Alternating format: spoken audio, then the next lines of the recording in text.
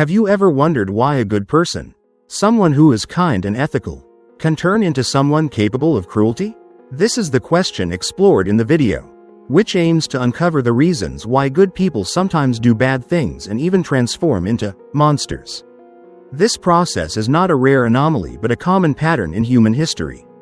The video provides an insightful look into the psychological and social forces that can alter human nature, leading them to engage in harmful behavior.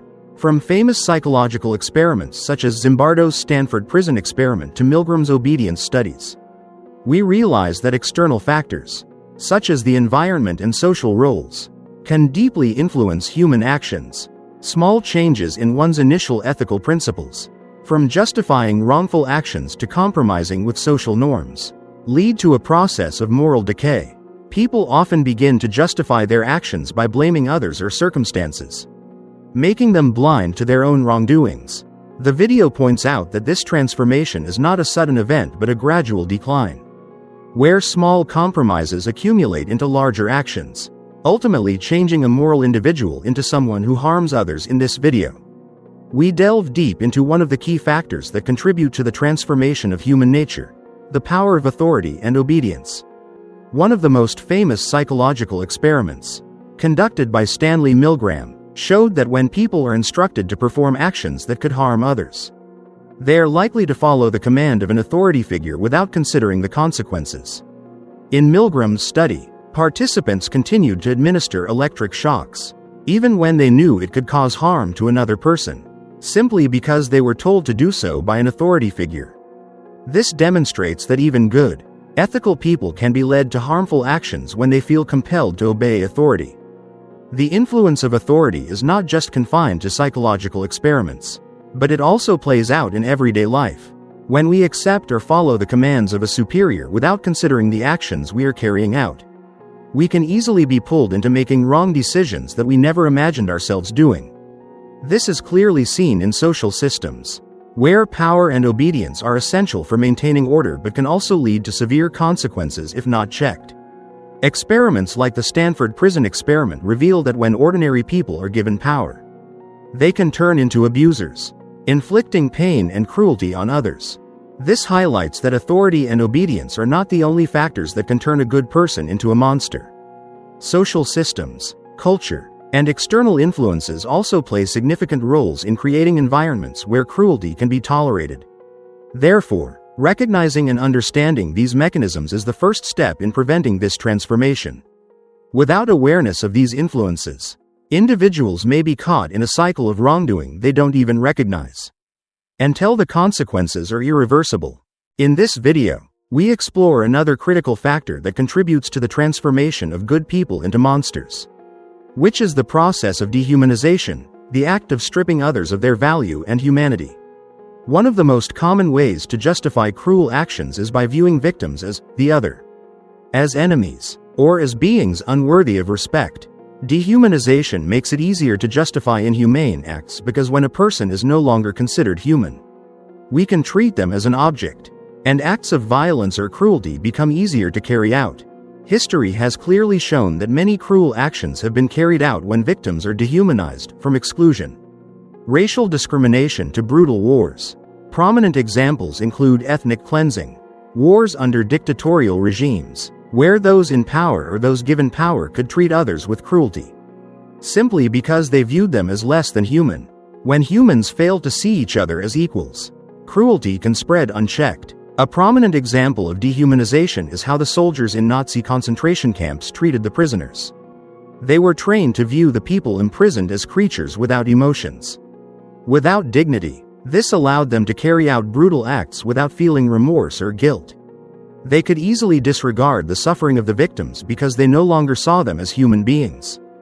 However, dehumanization does not only happen during wartime or in extreme situations. It also appears in everyday social contexts, from racial discrimination to gender biases. When we devalue a certain group of people or attribute negative qualities to them, we are engaging in dehumanization, and this can easily lead to cruelty and discrimination. Once we begin to see others as lesser beings, that is when harmful actions begin to take place. Another important factor contributing to the transformation from good people to monsters is the influence of power and obedience to authority. The powerful effect of authority has been studied through famous experiments like Stanley Milgram's obedience study. In this experiment, participants were asked to cause pain to another person simply because they were given orders by someone in authority.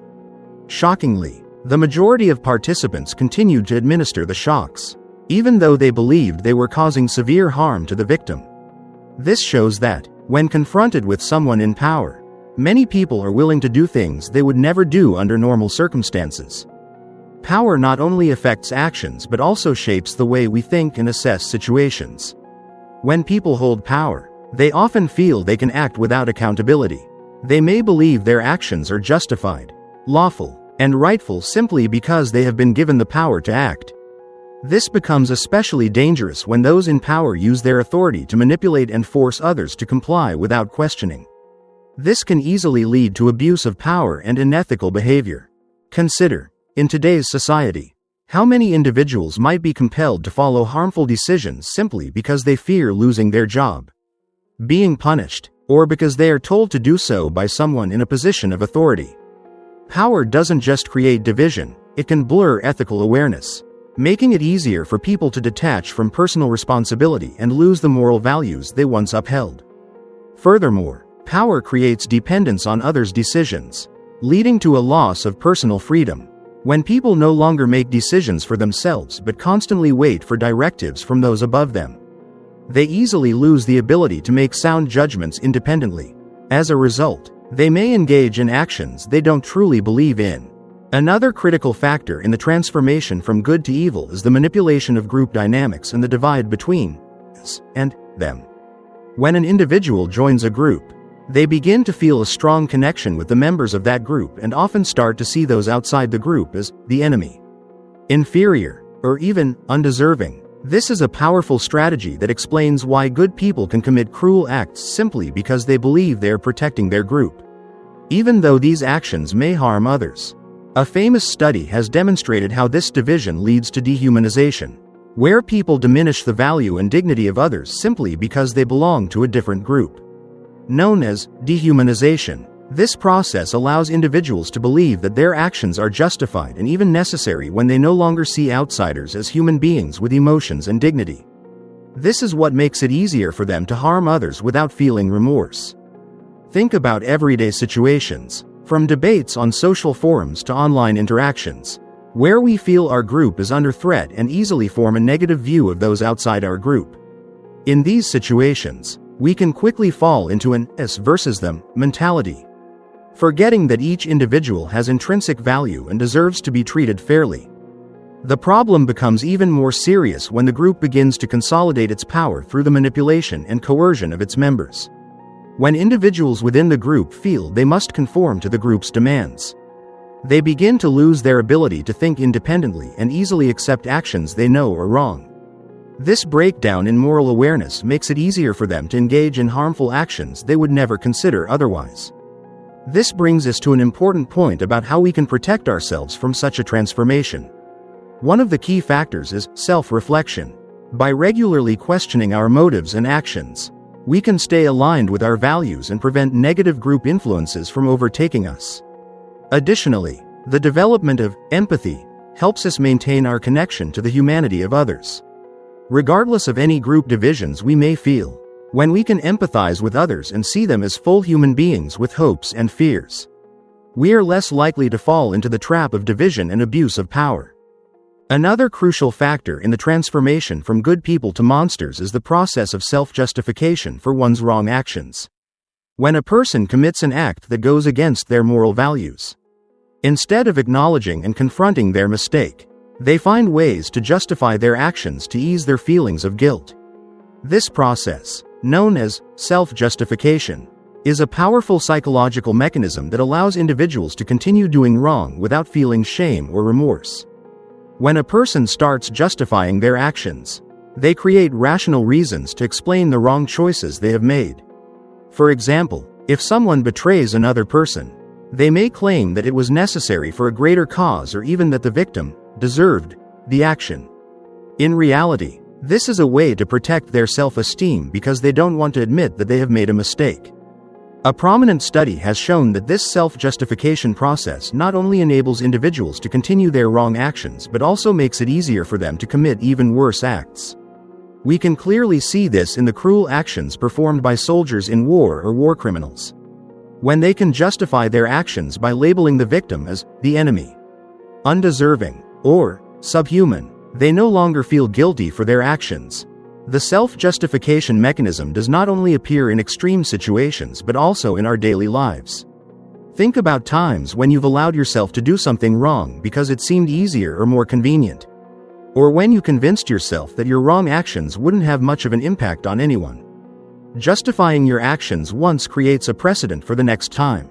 This sets in motion a series of wrong actions, diminishing our ability to recognize the mistakes we are making. To prevent this transformation, the most crucial factor is self-awareness. We need to clearly understand our motives and actions, not allowing self-justification to cloud our moral judgment. This requires the courage to confront our mistakes and deal with feelings of guilt rather than trying to escape from them. Moreover, another essential factor is the development of empathy.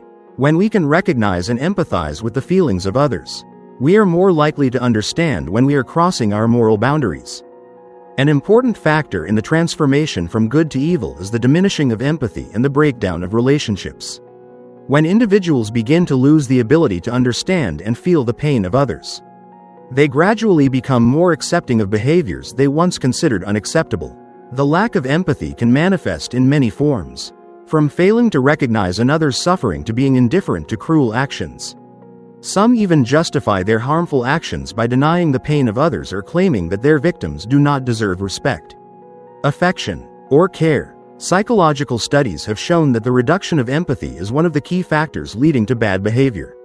When empathy is weakened, people tend to see others not as individuals with their own feelings and needs, but as mere objects to serve their own purposes.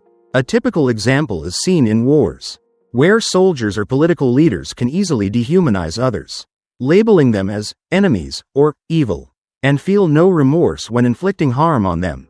Additionally, group identity plays a significant role in the reduction of empathy. When individuals become part of a group, they may gradually begin to see those outside the group as enemies or opponents. The connection with the group strengthens loyalty and shared values, but it can also make people forget to empathize with those not belonging to their group.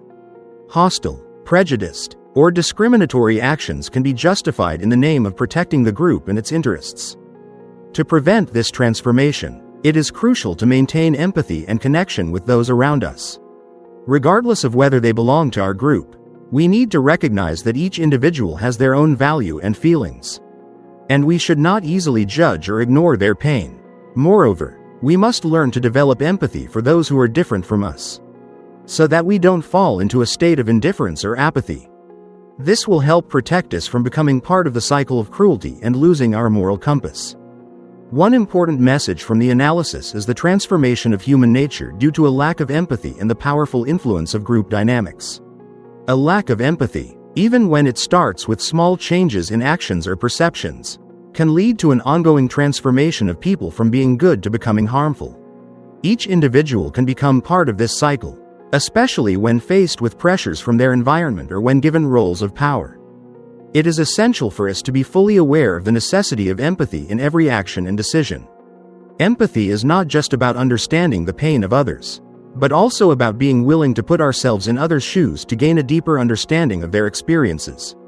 It is empathy that helps us maintain our moral values and prevents us from justifying wrongful actions. Understanding others and keeping a broad perspective on the world around us is the way we protect ourselves from losing our core values. This doesn't mean that we won't face tough decisions or be influenced by society.